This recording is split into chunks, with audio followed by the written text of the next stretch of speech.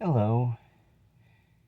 Something happened last week that was kind of curious. I think caught people off guard. I think it was last week, maybe it was a week before. There was an announcement that a certain politician here in the U.S. was going to start up their own cryptocurrency. And it's kind of odd. After all, the cryptocurrency thing is it's rather passe. I mean, politicians a bit out of touch. But it was an interesting decision to do. And I think a lot of people are kind of wondering what all is behind it. And I think I may have an inkling. I think I might have an idea. Um, there was a there have been others that have elaborated on this, Constantine from inside Russia and others, about uh, the nets on Russia have been closing in, the economic nets. And I like Constantine on this because he is an economist. Others like Jake Bro have also talked about this. We've seen that there's a huge that Russia's being cut off from the rest of the world economy, and by that I mean like financially. They've been more and more isolated, but the screws are coming down harder and harder on them. Uh, Turkey stopped dealing with Russia, stopped accepting payments from them in January of this year, I think. A lot of the big Chinese banks stopped accepting Russian transfers, and the rest jacked their prices way up. That was earlier this year, and now the small Chinese banks have pretty much cut ties with Russia. And so Russia is desperate to get things. I mean, they have things. China is willing to supply them with a lot of things, but they're not willing to accept Russian money or transfers of any kind from Russian banks. They've Russia's had they've operated all sorts of front companies all over the world to try to get around this. Those have been shut down. Those ties have been exposed and shut down. They used to get money into U.S. politics using the NRA. That came out back in 2016, when basically the NRA was like, yeah, but we commingle. Yeah, we have all this Russian money coming in, but we commingle all of our funds, and you can't say that a specific dollar went to a specific lobbying thing. So you can't say that we actually used Russian money for this purpose. Yeah, we accepted it. We just didn't. We just aren't admitting that it was used politically, and you can't prove it because you have to prove that a specific amount went from a foreign source and ended up in that thing. And then basically nothing was ever done about that, except the NRA got his is a fraction of what it used to be, because they've been outed, because people now recognize that they went off the deep end because of this. Real estate used to be, up until a couple years ago, you could buy real estate anonymously in the U.S. And that's what would happen. You'd have, oh, here's this property from somebody and they get a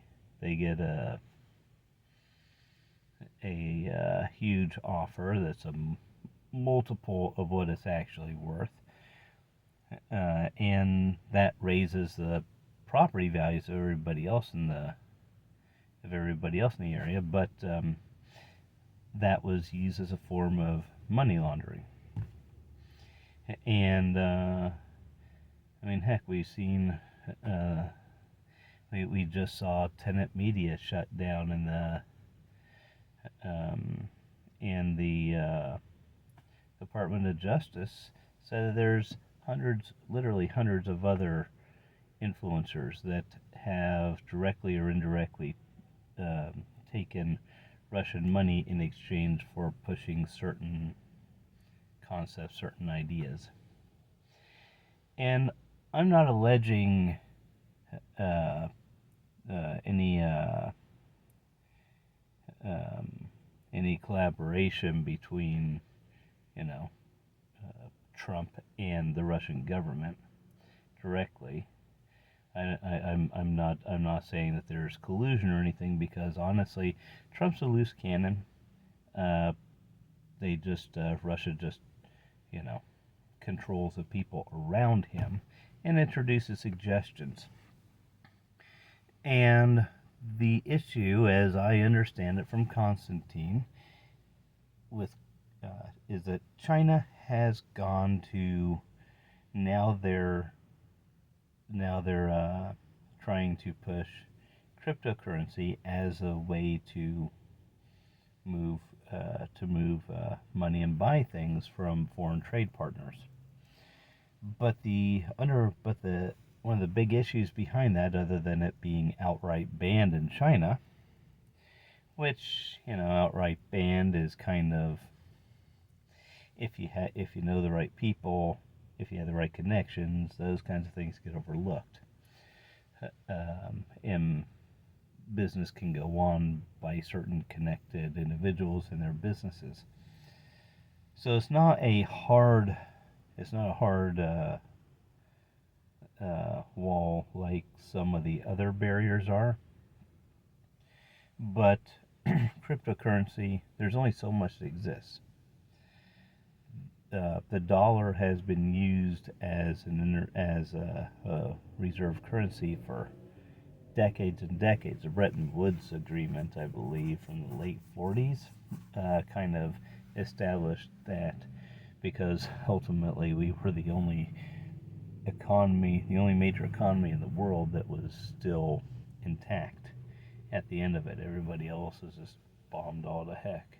And we helped the world rebuild, and it's probably the last really good thing we've done in foreign policy, but it is also done in a way that ensured that we would be dominant in the world economy. And even with our kind of antagonistic relationship with China, that's continued. China, however, wants yuan for trade with them, and Russia has barred trade in anything but rubles. So it makes it very hard to when the banks won't exchange currency, they can't do business. But they can do business through intermediaries, which in this case would be using cryptocurrency to facilitate that. But cryptocurrency only has so much capacity. You can look up how much value is in a given cryptocurrency, and you can't just say, "Oh, cryptocurrencies are all cryptocurrencies." They're not, because some of them don't exist for as a medium for exchange. In the open market, they exist for a single purpose. Like your employer can issue cryptocurrency, and that could be used to maybe buy products in an online store or something like that. Now, they can't pay you in cryptocurrency, and they have to accept U.S. dollars. But you could have but it's also used for tracking things. That was the origin of cryptocurrency. The original cryptocurrency kind of thing, the first ledger system, was actually I believe the New York Times has had a ledger published, and I forget what its use was, but it goes back to like the 1910s or 1920s or something ridiculous like that. I looked it up years ago, and that knowledge is gone from the exact knowledge is gone from my head. Basically they would, but basically somebody, this company would publish a string of numbers, and that number would be used to basically kind of use it as a storage medium. I want to say, I'm not a math guy. I don't understand how that works, but that was kind of the origin of cryptocurrencies as a thing, as a concept. Was they like to talk about how Bitcoin isn't trackable. Oh yeah, it's trackable. Every transaction in is in the is in the underlying database, and that's how they know what bits, what tiny fractions of it belong to which person and who has authority to that. And it's all done, and all that is managed through having all of these different nodes that process payments, and they have to agree. They're all polled, and all the databases have to agree that yes, this person has this person is has the authority to transfer ownership of this piece of information to somebody else. And so it's used for tracking shipments of cargo containers, or at least back when I was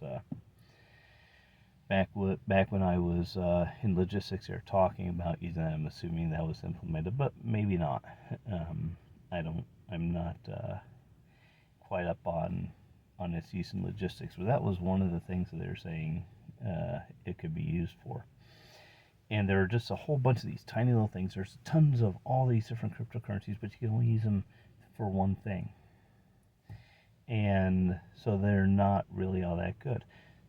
Something that can be used generally, like Bitcoin, Ethereum, stable coins.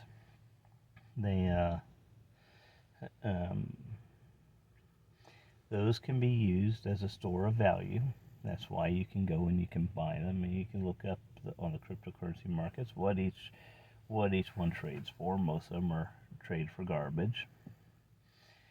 But overall, the system only has so much capacity, and both sides have to agree to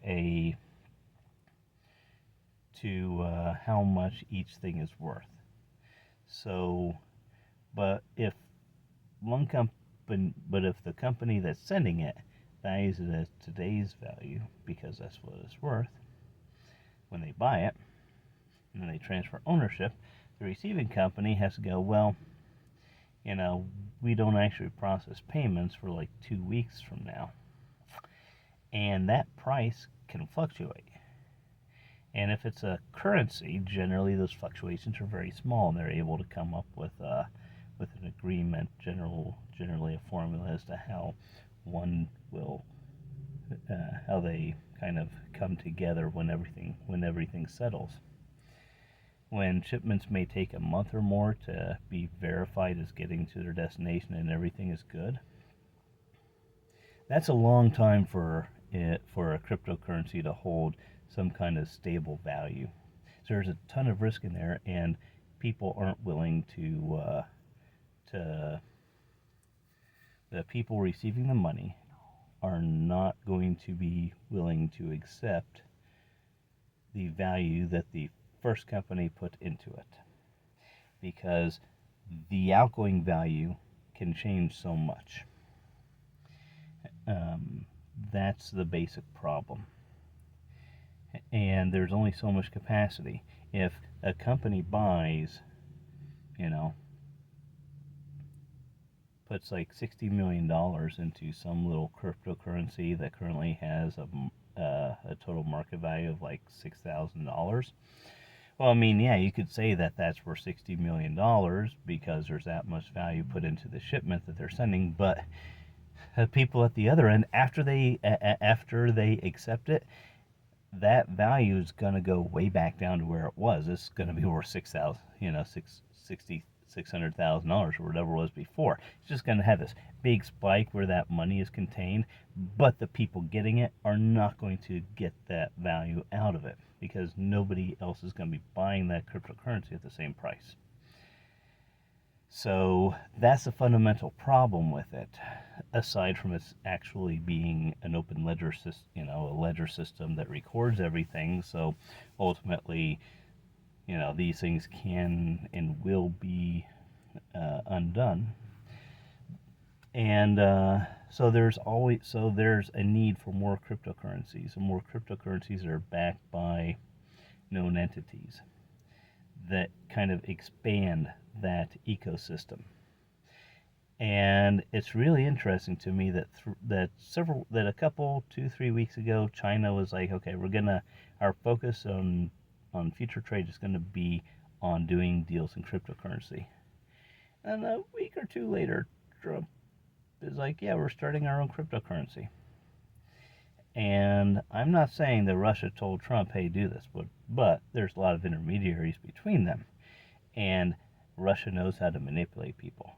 And Trump is very manipulatable. If you know how to do it, if you get in his inner circle, you can, get him to take on the craziest of ideas and not understand how it works, but knowing that, oh, this person wants it, and not really understanding its full ramifications, And if he then hears, oh, well, Russia is happy about this, or, Putin congratulates you on your foresight in getting into this, and that makes him feel good because he likes people like Putin. He likes strong men like Putin, and nobody has to go to Trump and say, hey, Putin would like you to do this. Things are a lot more subtle than that a lot of the time, and honestly, nobody wants to make a deal with Trump. They don't. But they'll manipulate him and they'll use him, and they always have. And it's just gotten worse over time. So before you buy anything with cryptocurrency, think about that. Think about the implications, because there's every possibility that in a not too distant future, that's the fact that everybody is using it gives it value, and the fact that everything gives it value makes it useful to evade sanctions and to engage in money laundering in ways that result in people's deaths, in ways that imperil freedom and democracy, not just here but around the world. There's Russia had a coup attempt thwarted in Armenia today. Another day, another threat against other countries being able to do their own thing because because of this crazy war, because somebody decided to launch a genocidal war. And again, that's what I have, and I hope you have a good rest of your day. I'm baking in my car. I got to get back in the office. I'm out here because I don't want to bring where I work into this at all. They see me and recognize me, and hey, that's one thing. But I'm not going to involve them in this at all. If you like what I have to say, if you want to encourage me on what I'm doing, subscribe. I'm going to do this regularly. I think this is episode 6 now, and it's been a week. If you have any comments on how you think I can improve things, drop them in the comments. I'll read them. You have a wonderful day. Take care of yourself. Take care of others.